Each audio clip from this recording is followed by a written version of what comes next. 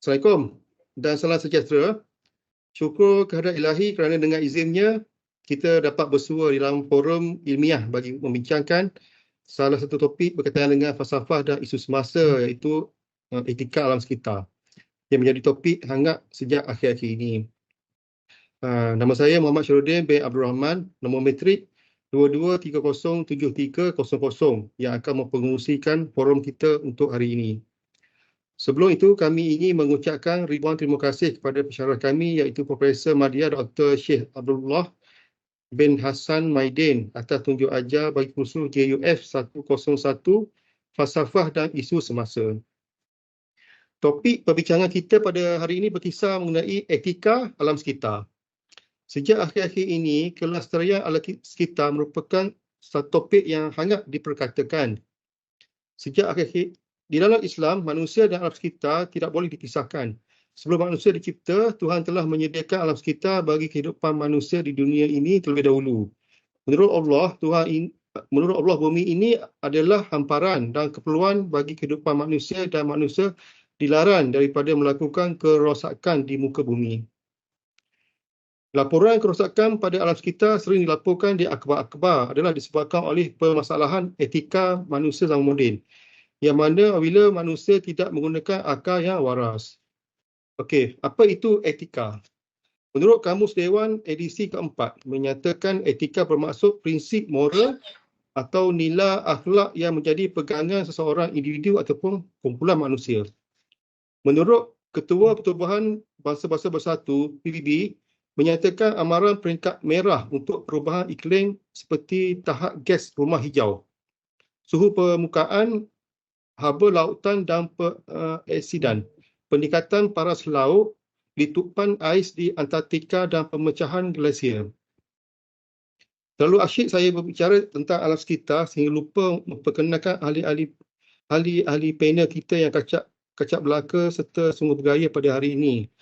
Baiklah sidang hadirin, sebelum tirai forum dibuka bagi menyusuli lebih mendalam topik perbincangan, boleh kiranya kita perkenalkan dengan 4 ahli panel kita pada hari ini. Di sebelah sana, saudara Aiman yang merupakan ahli panel yang pertama, tampan dan bergaya dengan senyuman. Selamat datang saudara, apa khabar dan boleh perkenalkan diri? Terima kasih saudara pengerusi. Nama saya Muhammad Aiman bin Azidi, nombor metrik 223-07372. Alhamdulillah, kabar baik. Saudara bagaimana? Alhamdulillah, saya juga berada dalam keadaan sihat walafiat dan cukup bersemangat untuk berbicara kupasan berkenaan dengan etika alam sekitar. Seterusnya, saya perkenalkan ahli panel yang kedua, nampak yakin dan tenang saja. Saudara Syafiq. Okay, terima kasih saudara pengerusi. Saya Muhammad Syafiq Iman bin Aiman dengan nombor metrik 223-07303. Okey, untuk seterusnya, ahli panel kita yang ketiga adalah saudara Amir. Boleh perkenalkan diri? Okay, terima kasih Tuan Moderator. Nama saya Muhammad Amir Hazid bin Wahizat, nombor metrik 22307-335. Okey, panel kita yang keempat adalah saudara Farisi. Boleh perkenalkan nama saudara? Terima kasih kepada saudara moderator. Nama saya Ahmad Farisi bin Azmi, nombor metrik 22307099. Okey, kembali kita pada topik forum kita pada hari ini, iaitu tentang pencemaran alam sekitar, termasuklah udara, air, tanah, iklim, atmosfer, bau, bunyi, bising, biologi dan lain-lain. Pencemaran alam sekitar telah menjadi satu topik yang hangat diperkatakan. So, kita akan kupas mengenai 4 pencemaran alam sekitar yang akan dikongsikan oleh keempat-empat ahli panel kita pada hari ini. So, marilah kita mulakan dengan topik yang pertama, itu pencemaran air.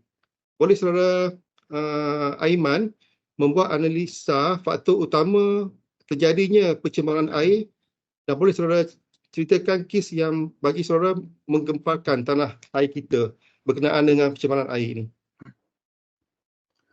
Okey, terima kasih Tuan Moderator. Sebelum saya menjawab soalan moderator, Ingin saya ingatkan bahawa tamadun manusia bermula daripada lemah. Dalam peralihan dari abad demi abad, kebanyakan sungai mempunyai fungsi yang tersendiri dalam sistem pengangkutan dan sumber air yang menjadi nadi kepada pelbagai aktiviti kehidupan manusia.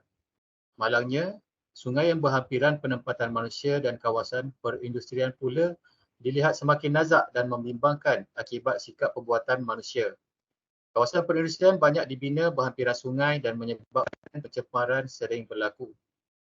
Pencemaran air berlaku akibat daripada pembuangan atau pelepasan air sisa daripada industri yang tidak dirawat dengan betul. Berdasarkan panduan Akta Kualiti Alam Sekeliling 1974, Akta 127 Environmental Quality Industrial Effluent.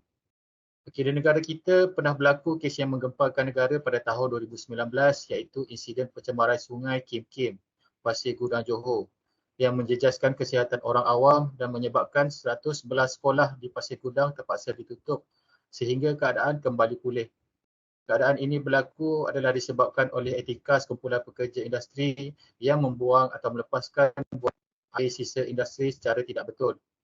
Berita Harian pada Oktober 2023 melaporkan lebih 30 sungai semakin nazak di Malaysia yang mana sudah diklasifikasikan sebagai kelas ketiga, kelas keempat dan kelas kelima. Berikutan tercemar berpunca dari pelbagai aktiviti industri, kumbahan, peternakan serta sikap membuang sampah sarap. Laporan Kualiti Alam Sekeliling 2020 menyatakan Sungai Rambai di Lukut, Port Dickson, Negeri Sembilan ialah paling tercemar iaitu berada di kelas 5 berdasarkan standard kualiti air kebangsaan.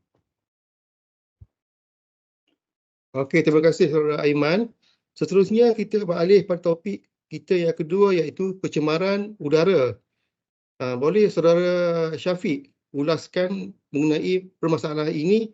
Apakah masalah ini serius hingga boleh mengancam nyawa? Okey, terima kasih Tuan Pengerusi. Di Malaysia, pencemaran udara adalah salah satu masalah alam sekitar yang serius sejak kebelakangan ini. Bagi pengurusan udara bersih di Malaysia, terdapat satu akta yang digunakan pakai iaitu Peraturan-Peraturan Alam Sekitar dalam kurungan Udara Bersih 2014. Ya, benar. Pencemaran ini amatlah membimbangkan, bahkan boleh membawa maut kerana seseorang yang mengalami masalah lelah atau asma amat terkesan kepada situasi ini kerana terdedah kepada molekul-molekul yang boleh terukkan lagi keadaan pesakit tersebut. Okey, pada pendapat Saudara Syafiq, apakah faktor utama pencemaran ini berlaku dan apakah tindakan pihak kerajaan menangani isu ini? Okey, baik. Faktor utama pencemaran udara adalah disebabkan oleh pelepasan bahan kimia melalui cerombong-cerombong kilang tanpa dirawat terlebih dahulu dan bebas ke udara atmosfera. Pembakaran terbuka yang dilakukan di ladang-ladang atau di kampung-kampung juga menyumbang kepada masalah ini. Pembakaran terbuka merupakan satu isu yang sering berlaku di negara kita. Menurut Berita Harian Online 2023 melaporkan sebanyak 4,106 laporan kes pembakaran terbuka diterima di seluruh negara sejak Januari sehingga semalam. Ketua Pengarah Jabatan Bomba dan Penyelamat Malaysia, JBPM, Datuk Nur Hisham berkata ia membabitkan kes kebakaran sampah, lalang, kebun, ladang dan hutan. Pembakaran terbuka membabitkan 118 ladang atau kebun, hutan 290, berluka 2,956 dan sampah sebanyak 742 kes sepanjang tahun ini. Oleh itu, kerajaan telah mengambil langkah sebanyak 87 kompaun dengan nilai keseluruhan ringgit Malaysia 100,000 3,801 ringgit dikeluarkan pada tahun 2023 di bawah peruntukan Seksyen 29A dalam kurungan 1 dan 29A dalam kurungan 2 pula memperuntukkan larangan pembakaran terbuka iaitu tiada seorang pun boleh membenarkan atau menyebabkan pembakaran terbuka di mana-mana premis termasuk mana-mana tanah. Okey, baiklah. Terima kasih Saudara Syafiq. Benar kata saudara tadi, pembakaran terbuka merupakan isu yang sering berlaku di negara ini dan tiang tahun semakin meningkat. Okey, kita berbalik kepada topik kita berkaitan dengan etika alam sekitar, di mana pencemaran alam sekitar tak hanya tertumpu kepada air dan udara saja. Malahan pencemaran sampah juga merupakan satu isu yang serius kerana melibatkan daratan dan lautan.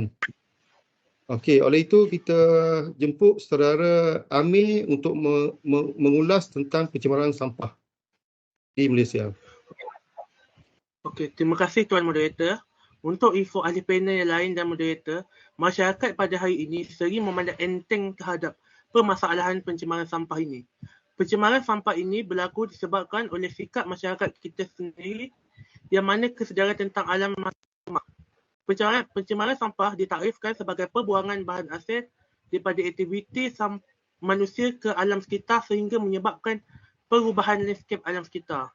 Okey, pada tahun 2023, sebanyak 2.1 juta tan sampah berupa plastik dibuang ke dalam laut.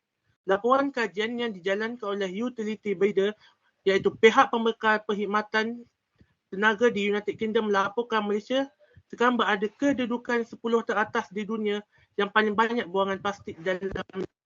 Pembuangan ini telah menjejaskan ekosistem laut. Untuk pengetahuan moderator dan pendengar di luar sana, lautan menyokong sehingga 80% daripada biodiversiti bumi dan menyediakan sumber protein utama untuk manusia. Tetapi hidupan marin kini semakin terjejas akibat pencemaran plastik. Memandangkan pencemaran sampah dalam laut semakin serius, Kementerian Alam Sekitar dan Air dengan sokongan teknikal daripada Institut Maritim Malaysia, MIMA, telah membangunkan dasar dan pelan tindakan sisa marin kebangsaan untuk menangani isu ini. Ada 3 saranan untuk tindakan di peringkat kebangsaan bagi mengurangkan jumlah sisa ini. Tidak itu juga, kebimbangan Malaysia akan menjadi longgakan sampah sehingga meningkat. Kita punya Malaysia menjadi satu tempat yang digelarkan sebagai satu tanah yang akan dilonggokkan dengan sampah. Kerana sikap kita sendiri yang suka membuang sampah tanpa mempedulikan kesan terhadap kualiti kesan, sekaligus menyebabkan pencemaran baru.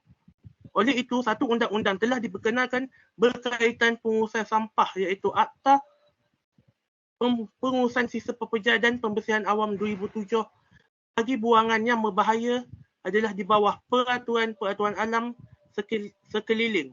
Buangan terjadual 2005 agar merealisasikan agenda Malaysia negara bersih.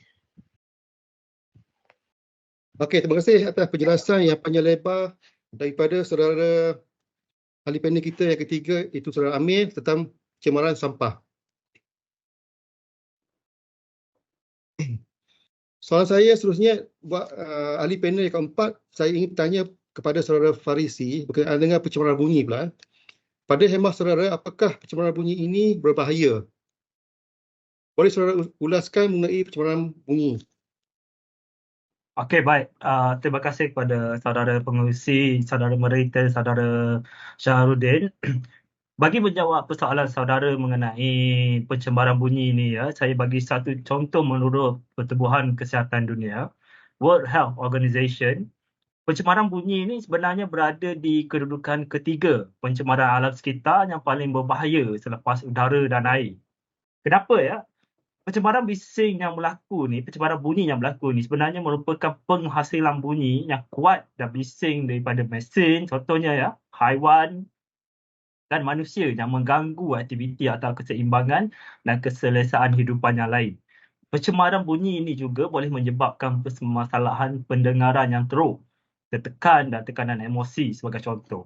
Jadi, kebanyakan pencemaran bunyi ini berpunca dari luar rumah, iaitu berpunca dari sistem pengangkutan atau bunyi kenderaan, bunyi helikopter dan bunyi kereta api dan lain-lain lagi. Terutamanya di kawasan-kawasan bandar lah ya, kalau kita boleh melihat benda ini secara jelas.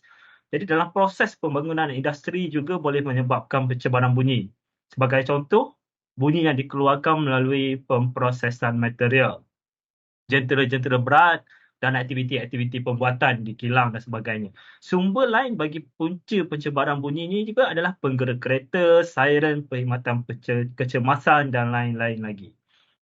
Bunyi bising ni mampu memberi kesan buruk pada alam sekitar sebenarnya, iaitu kepada haiwan juga di dalam sistem ekosistem, di mana menyebabkan risiko kematian kerana haiwan tersebut hilang keseimbangan sensitif pengesanan bagi mengelak pemangsa atau mangsa itu sendiri, dan juga mengganggu penggunaan bunyi mereka sebagai perhubungan, terutama berkait dengan pembiakan dan navigasi. Manakala bunyi bising juga boleh menyebabkan kemusnahan habitat yang teruk yang disebabkan gangguan frekuensi, seperti kita boleh lihat di hidupan laut dalam, contohnya seperti ikan paus dan juga hidupan-hidupan lain di dalam laut yang makin pupus buat masa kini disebabkan oleh pencemaran ini. Di samping itu, ahli sains dan penyelidik telah melakukan ujian yang menunjukkan lagi adalah lebih panjang apabila pengesan kapal selam diaktifkan. Jadi ini disebabkan oleh bunyi yang tidak didengari ini, mungkin disebabkan amaran, pencarian masa atau persediaan bagi jaring buih. Apabila satu spesies mula bersuara lebih kuat, ianya akan menenggelami suara spesies lain, menyebabkan keseluruhan sistem ekologi yang akhirnya bercakap lebih kuat. Ya, itu sedikit berkenaan dengan pencemaran bunyi, saudara moderator. Okey, terima kasih kepada saudara Parisi. Sebagai penghujung bicara, dapat saya rumuskan bahawa isu berkaitan dengan etika alam sekitar ini berpangkal daripada tangan manusia itu sendiri. Berpunca daripada tangan manusia itu sendiri. Sifat manusia yang tidak memelihara alam sekitar akan menjadikan alam sekitar ini semakin rosaklah. Oleh itu, semua pihak perlulah sedar bahawa alam sekitar perlu disayangi dan dijaga bersama. Jabatan terlibat perlu lebih tegas dengan mengenakan hukuman kepada pesalah dan juga lebih aktif mengadakan aktiviti sosial seperti perkhemahan alam sekitar, menanam pokok, kempen kebersihan, pameran alam sekitar, seminar, bengkel dan ceramah-ceramah yang melibatkan majoriti penduduk setempat dengan menerangkan kepentingan penjagaan alam sekitar bagi kehidupan generasi sekarang dan yang akan datang. Okey, kalau kayuh dah sampai ke pulau, kalau mendaki dah sampai ke puncak, kita telah sampai kepada penghujung bicara. Terima kasih dan salam bahagia semua. Terima kasih juga kepada semua ahli panel yang sudi hadir untuk membicarakan isu etika alam sekitar. Semoga forum ini menjadi wadah melahirkan masyarakat yang cakna terhadap isu-isu etika alam sekitar. Selanjutnya membantu melestarikan alam sekitar dan menjadikan Malaysia sebuah negara yang bersih. Harapan kami forum ini juga mampu memberikan informasi bermanfaat buat semua hadirin yang dihormati. Saya mewakili semua ahli panel mengucapkan setinggi-tinggi terima kasih kepada semua hadirin yang sudi hadir menyaksikan forum ini. Sekian, wabillahi taufiq wal hidayah. Wassalamualaikum warahmatullahi wabarakatuh. Salam sejahtera. Salam Malaysia Madani.